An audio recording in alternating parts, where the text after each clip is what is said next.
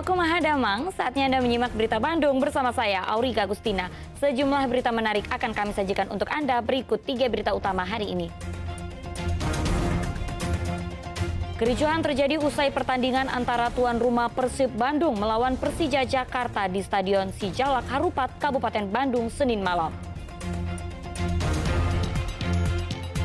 Berbagai aliansi serikat buruh mengepung gedung sate menuntut kenaikan upah minimum di tahun 2025 sebesar 10%. Komisi Pemilihan Umum Jawa Barat menetapkan nomor urut kepada para pasangan calon gubernur dan wakil gubernur dalam kontestasi Pilkada 2024.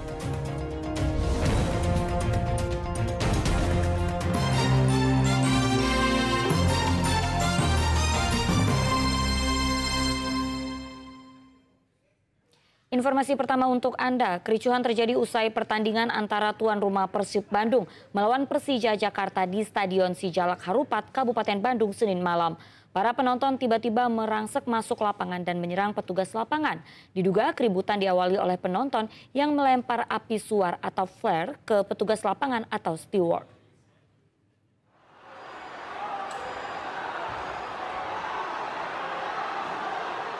Kericuhan menodai kemenangan tuan rumah Persib Bandung atas Persija Jakarta 2-0 dalam pertandingan kompetisi Liga Indonesia di Stadion Sijalak Harupat, Kota Waringin, Kabupaten Bandung, Senin malam.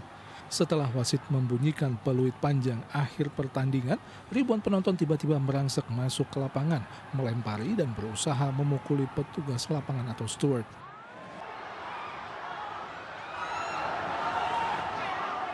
Keberingasan supporter dipicu oleh mereka yang melemparkan api suar atau flare ke arah lapangan dan mengenai petugas lapangan menjelang pertandingan berakhir. Steward atau petugas lapangan pun menegur agar supporter tidak melempar suar ke arah lapangan. Sepertinya para supporter tidak senang dengan larangan tersebut. Padahal petugas hanya menegakkan aturan larangan penggunaan api suar atau flare pada pertandingan sepak bola resmi di Indonesia karena melanggar pasal 52 huruf C butir 1 aturan FIFA soal keamanan dan keselamatan dalam stadion dan pasal 70 ayat 1 Kode Disiplin PSSI tahun 2023. Kericuhan baru mereda setelah petugas kepolisian yang tadinya mengamankan bagian luar stadion masuk ke dalam lapangan. Muhammad Abbas melaporkan dari Kabupaten Bandung. Informasi lainnya, lengah saat sedang bermain di rel kereta api. Usai olahraga pagi, 4 orang tewas ditabrak sebuah kereta api Fajar Utama jurusan Cirebon Jakarta di Kampung Daringo, Karawang, Senin lalu.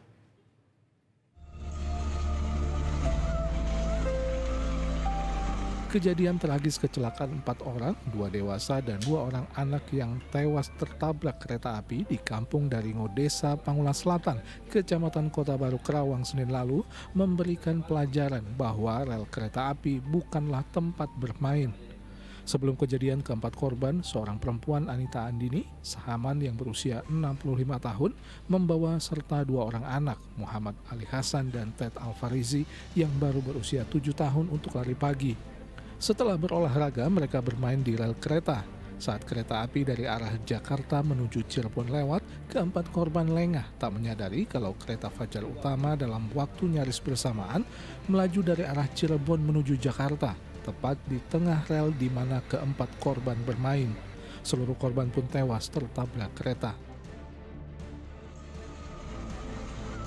Warga yang kaget dengan kejadian tersebut kemudian melaporkan kejadian itu ke polisi dan jenazah korban dibawa ke RSUD Karawang sebelum diserahkan kepada keluarga untuk dimakamkan. Syamsun Nursyam melaporkan dari Karawang. Seorang pria terserempet kereta api jurusan Bogor Sukabumi di Sego, Kabupaten Sukabumi, Minggu malam. Pria yang diketahui bernama Ali langsung tewas di lokasi. Warga Sego, Kecamatan Cibadak, Kabupaten Sukabumi, Minggu malam kaget seorang pria tewas terserempet kereta api Pangrango jurusan Sukabumi Bogor. Korban Ali tewas seketika dan jenazahnya dibawa ke RSUD Sekarwangi. Menurut keluarga korban, saat kejadian tengah berangkat untuk mengikuti pengajian rutin setiap malam Senin. Naas, korban tak menyadari kereta akan lewat karena pada jam kejadian biasanya tidak ada kereta api yang lewat. Kasus pria tertabrak kereta api ini masih diselidiki oleh anggota Polsek Cibadak. Ya, berbagai aliansi serikat buruh mengepung Gedung Sate menuntut kenaikan upah minimum di tahun 2025 sebesar 10%. Selain itu, buruh juga menolak penambahan dana pensiun yang bakal ditarik melalui Undang-Undang Pengembangan dan Penguatan Sektor Keuangan. Ratusan buruh dari berbagai aliansi se-Jawa Barat menggelar aksi unjuk rasa di depan Gedung Pemerintahan Provinsi Jawa Barat Gedung Sate. Buruh mendesak penjabat Gubernur Jawa Barat menerbitkan SK tentang skala upah untuk pekerja dengan masa kerja di atas 1 tahun.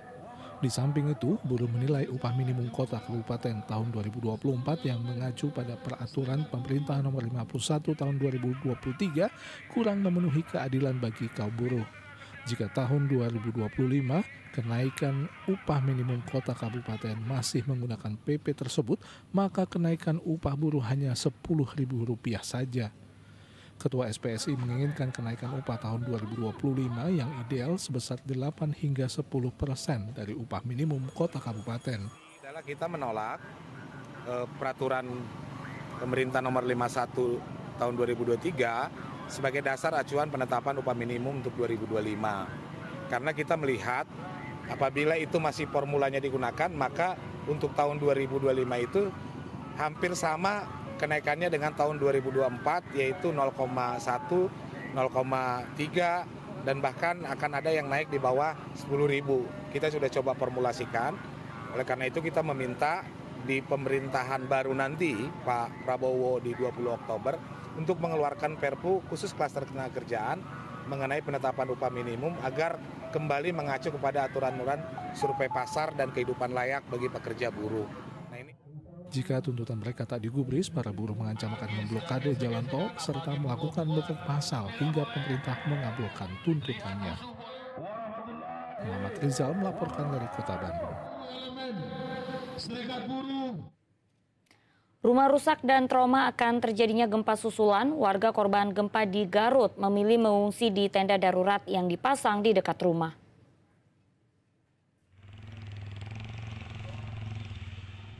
Warga Kecamatan Pasirwangi Garut masih trauma pasca gempa Bandung dengan magnitudo 4,9 mengguncang Garut Rabu pekan lalu.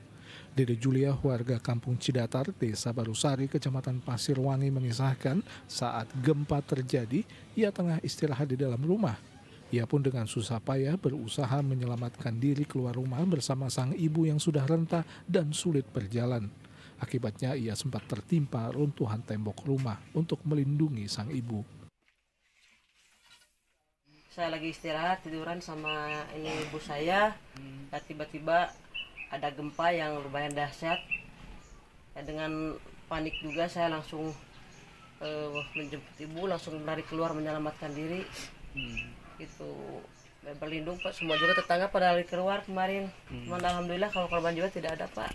Ibu sendiri pas begitu gempa melarikan langsung ada ketimpa apa gimana? Ketimpa, dari puing-puing itu kan rumah saya roboh itu dindingnya. Dari temboknya itu penjatuhan itu. Saat ini dengan kondisi nyaris seluruh tembok rumah retak, Dede memilih tinggal di tenda pengungsian yang diberikan oleh BPBD di depan rumahnya. Saat ini Dede membutuhkan pasokan makanan siap saji dan alas tidur agar bisa menyambung hidup hingga rumah keluarga mereka selesai diperbaiki. Kalau sekarang rumah ibu tidak ditempati? Tidak, saat ini sebenarnya belum, takut juga ada susulan karena kemarin juga dari Pak Camat, dari yang kontrol di sini semua melarang untuk sementara tidak boleh ditinggalin dulu, makanya saya dikasih tenda. Ya, kalau yang dibutuhkan karena saya juga dapurnya ketimpa, belum bisa masak-masak, yang dibutuhkan suami juga nggak bisa cari nafkah. Dari tadi malam juga kita belum dapat mie instan, semalam kan di sini begadang semua banyak ya, berharap adalah sedikit ini gitu. Bantuan ya. Bantuan makanan gitu Bu ya. Ya, makanan mungkin bisa bekas apa gitulah, tempat tidur segala macam gitu yang terbuang. Selain tenda keluarga, BPBD juga mendirikan tenda utama untuk menampung korban dan bantuan. Lokasi terdampak gempa yang tersebar membuat petugas harus menyediakan tenda pengungsian secara terpisah di beberapa titik. Tenda mandiri ini didirikan dekat dengan rumah warga yang rusak dan maksimal dihuni oleh 4 keluarga. Eko Setiabudi melaporkan dari Garut.